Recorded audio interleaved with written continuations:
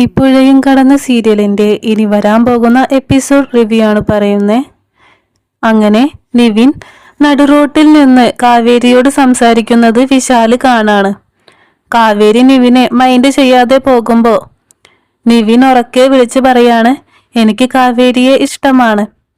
എന്ത് പ്രശ്നം വന്നാലും ആര് എതിർക്കാൻ വന്നാലും ഞാൻ നിന്നെ മാത്രമേ കല്യാണം കഴിക്കൂ എന്ന് വിളിച്ചു പറയുന്നത് വിശാല് കേൾക്കാണ്. വിശാൽ എന്നിട്ട് വിചാരിക്കാണ്, എന്റെ ചേച്ചി അപ്പോ നിവിന് വേണ്ട അല്ലേ എന്നും പറഞ്ഞ് ദേഷ്യത്തിലാണ് അവിടുന്ന് പോകുന്നത്. വിശാൽ എന്നിട്ട് മനസ്സിൽ ഒരു തീരുമാനം എടുക്കുന്നുണ്ട്. അവരുടെ കുടുംബം കാരണമാണ് എൻ്റെ അച്ഛൻ നാട്ടുകാരുടെ ഇടയിലും ആ തോട്ടത്തിൽ വച്ചും നാണം കെട്ടത്.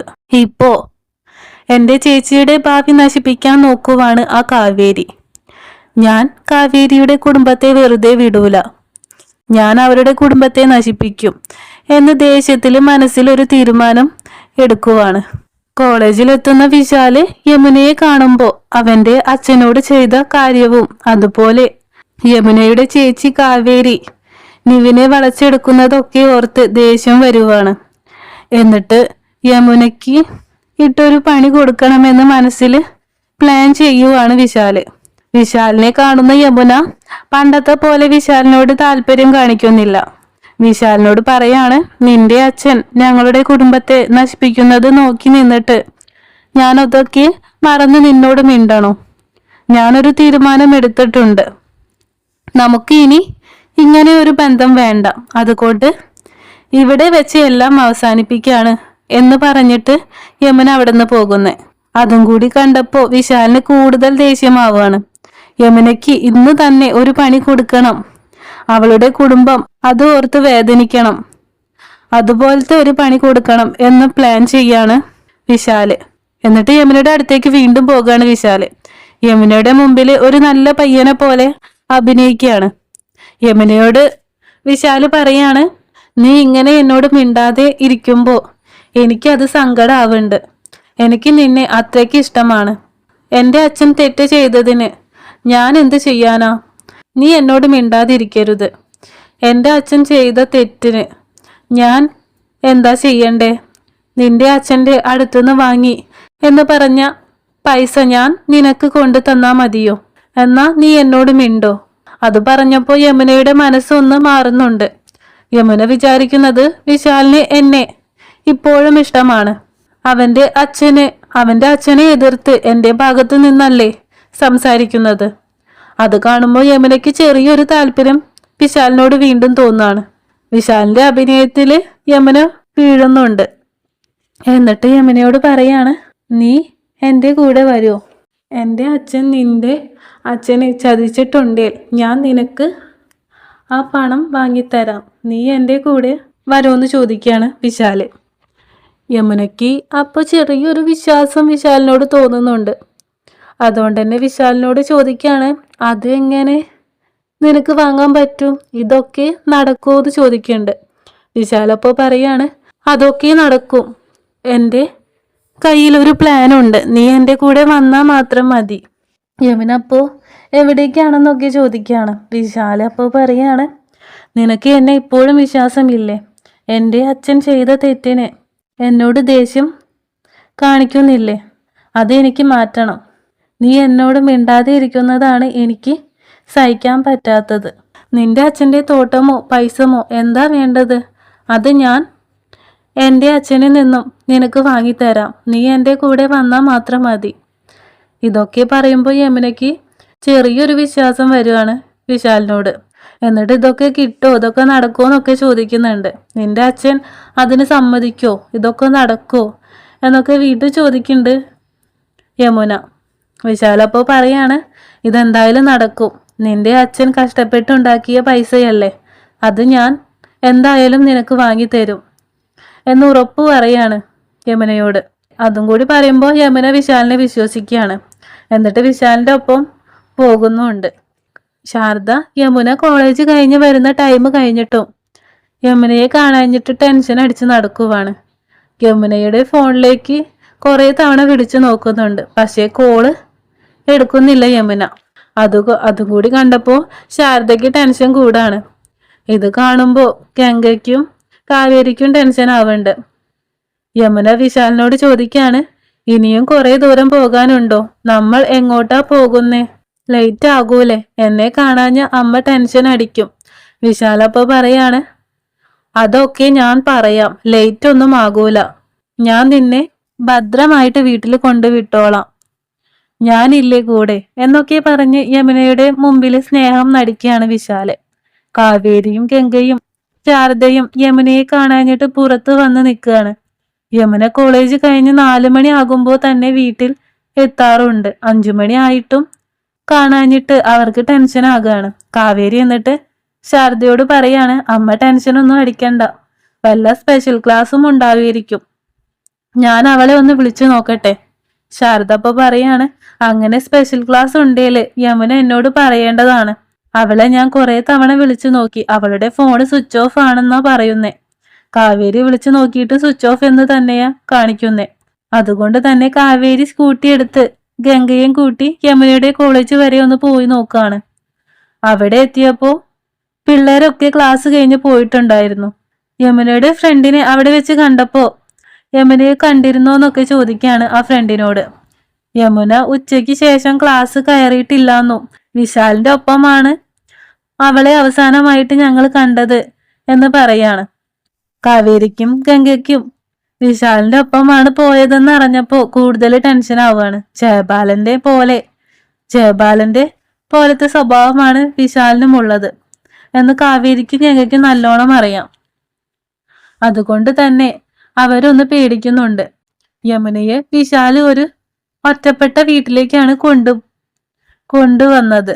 നേരം വൈകുന്നേ കണ്ടപ്പോ യമുന ചോദിക്കാണ്, ആരോ വരും, എന്റെ അച്ഛനിൽ നിന്ന് വാങ്ങിയ പൈസ തരും എന്നല്ലേ നീ പറഞ്ഞേ?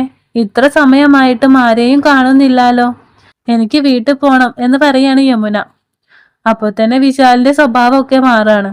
അത് കണ്ട് യമുന ഒന്ന് പേടിക്കുന്നുണ്ട്.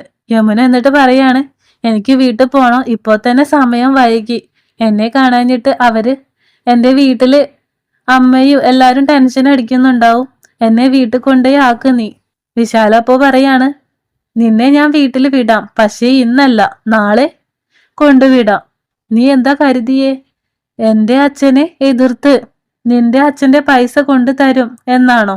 നിന്നെ ഇവിടേക്ക് കൊണ്ടുവരാനുള്ള എന്റെ പ്ലാൻ ആയിരുന്നു ഇതൊക്കെ. എന്റെ അച്ഛനെ നാട്ടുകാരുടെ ഇടയിൽ നാണം കെടുത്തിയിട്ട് ഒക്കെ ഒന്നും പറയാതെ നോക്കി നിൽക്കും എന്ന് കരുതിയോ നീ? നിനക്ക് ഞാൻ ആരാണെന്ന് ശരിക്കും അറിയില്ല. എനിക്ക് നീ ഒരു വെറും ടൈം പാസ് മാത്രമാണ്, അല്ലാതെ നിന്നോട് എനിക്ക് ഒരു സ്നേഹവുമില്ല. നിന്റെ കുടുംബത്തിനിട്ട് ഒരു പണി തരണമെന്ന് ഞാൻ കുറെ നാളായി, ഇപ്പോഴാ എനിക്ക് അതിനുള്ളൊരു അവസരം കിട്ടിയത്. ഇതെല്ലാം കേട്ട് യമുന പേടിക്കാണ്. ഞാൻ വലിയ മണ്ടത്തരാണ് ചെയ്തത്. ഇവന്റെ വാക്ക് കേട്ട് ഞാൻ ഇവിടേക്ക് വരാൻ പാടില്ലായിരുന്നു. എന്നെ കാണാഞ്ഞിട്ട് എന്റെ വീട്ടുകാരിപ്പോ സങ്കടപ്പെടുന്നുണ്ടാവും. എന്നിട്ട് വിശാലിനോട് എന്നെ ഒന്ന് വീട്ടിലേക്ക് കൊണ്ടുവിട് എന്ന് പറഞ്ഞ് കരഞ്ഞു കെഞ്ചുവാണ് യമുന വിശാലിന്റെ മുന്നില്. വിശാല് യമുനയെ ഒരു റൂമിലാക്കി പൂട്ടാണപ്പോ. യമുന എന്തു ചെയ്യുമെന്നറിയാതെ പൊട്ടിക്കരയാണ് ആ റൂമില്. കാവേരിയും ഗംഗയും യമുന വീട്ടിലുണ്ടാകുമെന്ന് കരുതി വന്നപ്പോ യമുന ഇത്ര സമയമായിട്ടും വീട്ടിലും എത്തിയിട്ടില്ല. അപ്പോ വീട്ടിലെല്ലാവർക്കും ടെൻഷൻ ആകുകയാണ്. വിനീത് വീട്ടിലേക്ക് വന്നപ്പോ എല്ലാരും സങ്കടപ്പെട്ടിരിക്കുന്നതാണ് കാണുന്നത്. എന്നിട്ട് എന്ത് പറ്റിയെന്നൊക്കെ ചോദിക്കുകയാണ്. അപ്പൊ ശാരദ പറയാണ്, യമുന ഇത്ര സമയമായിട്ടും വീട്ടിൽ വന്നിട്ടില്ല, അവൾ എവിടെ പോയതാണെന്ന് അറിയൂല എന്നൊക്കെ പറഞ്ഞ് പൊട്ടിക്കരയാണ്. വിനീത് അപ്പൊ അവരെ ആശ്വസിപ്പിക്കുകയാണ്, യമുനയ്ക്ക് ഒന്നും പറ്റിയിട്ടുണ്ടാവില്ല, നിങ്ങള് പേടിക്കാതെ ഇരിക്കേ, ഞാൻ പോയി നോക്കാം. അപ്പൊ ഗംഗയും കാവേരിയും വിനീതും ഒന്ന് മാറി നിന്നിട്ട് സംസാരിക്കാണ്. ഗംഗ വിനീതിനോട് പറയാണ്, യമുന വിശാലിനൊപ്പമാണ് അവസാനമായിട്ട് കണ്ടതെന്ന് യമുനയുടെ ഫ്രണ്ട്സ് പറഞ്ഞു. എനിക്ക് അവനെ ഒരു സംശയമുണ്ട്. പണ്ടൊരിക്കൽ ഞാൻ യമുനയുടെ ഒപ്പം വിശാലിനെ കണ്ടിരുന്നു. അന്ന് ഞാൻ അവനൊരു താക്കീത് കൊടുത്തതാ, ഇനി യമുനയുടെ ഒപ്പം കണ്ടുപോകരുതെന്ന്. കാവേരി അപ്പോ പറയാണ്, ജയപാലിന്റെ അതേ സ്വഭാവമാണ് വിശാലിനും. അവൻ തന്നെ ആയിരിക്കും യമുനയെ കൊണ്ടുപോയിട്ടുണ്ടാവുക. നമുക്ക് എന്തായാലും അത് കണ്ടുപിടിക്കണം. അപ്പൊ വിനീത് പറയാണ്, നമുക്ക് ഇത് നിവിനോട് കൂടി ഒന്ന് പറയാം, അവനുണ്ടേൽ നമുക്ക് പെട്ടെന്ന് കണ്ടുപിടിക്കാൻ പറ്റും. ആദ്യം ഗംഗയ്ക്കും കാവേരിക്കും അത്ര താല്പര്യമില്ലായിരുന്നു. നിവിൻ കൂടെ വരുന്നത് കാരണം. നിവിന്റെ അമ്മ വന്ന് ശാരദയെ അത്രയ്ക്ക് നാണം കെടുത്തിയ ശേഷം നിവിനെ അവരുടെ പ്രശ്നത്തിലേക്ക് കൊണ്ടുവരാൻ അവർക്ക് താല്പര്യമില്ല. പക്ഷേ നിവിൻ ഉണ്ടെങ്കിലേ യമുനയെ കണ്ടുപിടിക്കാൻ പറ്റൂ എന്ന് മനസ്സിലാക്കുമ്പോൾ ഗംഗയും കാവേരിയും സമ്മതിക്കാണ്. എന്നിട്ട് വിനീത് നിവിനെ വിളിച്ചു വരുത്തി യമുനയെ കാണാനില്ല എന്ന കാര്യമൊക്കെ പറയാണ്. അപ്പോൾ നിവിൻ പറയാണ്, ഇത്രയൊക്കെ സംഭവിച്ചിട്ടും എന്നോട് പറയാൻ എന്താ ഇത്ര വൈകിയെന്ന് ചോദിക്കുകയാണ്. അപ്പോൾ ഗംഗയും കാവേരിയും ഒന്നും പറയാതെ തല താഴ്ത്തി നിൽക്കുകയാണ്. വിനീത് അപ്പം നിവിനോട് പറയാണ്, നിന്നോട് അറിയിക്കണമെന്ന് ഉണ്ടായിരുന്നു, പക്ഷേ അത് നിന്റെ അമ്മ അറിഞ്ഞ അത് നിനക്ക് കൂടുതൽ പ്രശ്നമാകുമെന്ന് കരുതി, അതുകൊണ്ടാ ഞാൻ വിളിക്കാഞ്ഞ്. പക്ഷേ ഇത്ര സമയമായിട്ടും യമുനയെ കാണാഞ്ഞപ്പോ ഞങ്ങൾക്ക് പേടിയാകുന്നുണ്ട്. അതുപോലെ യമുനയെ അവസാനമായി കണ്ടത് ജയബാലന്റെ മകനായ വിശാലിന്റെ കൂടെയാണെന്നാ പറഞ്ഞേ. അതാ പിന്നെ നിന്നെയും അറിയിക്കാമെന്ന് കരുതിയേ. നിവിൻ അപ്പോ പറയാണ്, നിങ്ങൾ വിഷമിക്കണ്ട, ഞാനൊന്ന് അന്വേഷിച്ചു നോക്കട്ടെ വിശാല് എവിടേക്കാ പോയതെന്നൊക്കെ. നിങ്ങൾ എൻ്റെ ഒപ്പം വാ. ശാരദയും അച്ചമ്മയും നിളയും ഒക്കെ യമുനയെ കാണാഞ്ഞിട്ട് പൊട്ടി കരയാണ്. കാവേരിയും നിവിനും കൂടി വിശാലിന്റെ ഒരു ഫ്രണ്ടിന്റെ വീട്ടിലേക്ക് പോകാണ്.